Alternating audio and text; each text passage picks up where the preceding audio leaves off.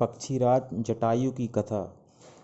पक्षीराज जटायु भगवान के परम भक्त थे। इन्होंने अपना शरीर भी भगवान के हेतु ही त्याग दिया। जिस समय रावण कपट से जानकी जी को हरकर ले जा रहा था, उस समय जानकी जी का विलाप जटायु ने सुनकर रावण को युद्ध के लिए ललकारा और ऐसा विकल युद्ध किया कि रावण सा बलवान योद्धा भी इनकी मार के मारे एक क्षण को मूर्छित हो गया। अनंतर रावण ने क्रोध कर तलवार से इनके दोनों पंख काट दिए। तब यह बेबसी की हालत में पड़े रहे और रावण सीता जी को ले गया। अनंतर जब रामचंद्र जी सीता जी की खोज करते हुए जा रहे थे, तो रास्ते में इन पक्षीराज जटायु को मरणासन अवस्था में पड़ा हुआ देखा, जो कि मुख से राम नाम उच्चारण कर रहे थे। तब कृपा सागर भगवान ने अपने कमल के समान हाथों में इनके सिर को स्पर्श किया। शोभा और सुख के धाम भगवान का दर्शन करते ही जटायु की सारी पीड़ा दूर हो गई।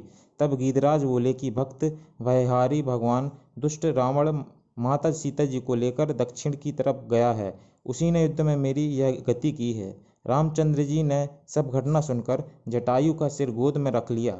उस समय के दृश्य की एक बहुत ही मनोरंजक कविता तुलसीदास जी ने लिखी है।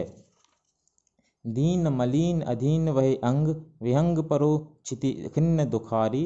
राघव दीन दयाल कृपाल को, देख दुखी करुणा भई भारी।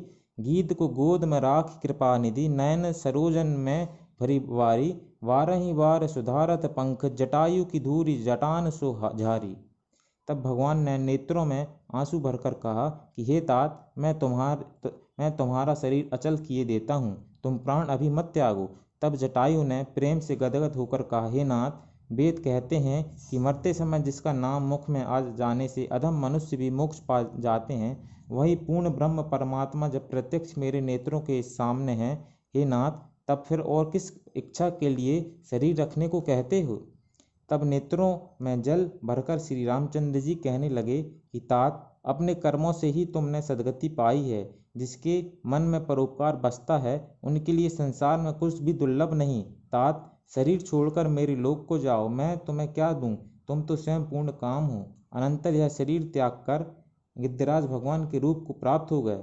अविरल भक्ति मांग वर, गीत गयूं हरिधाम।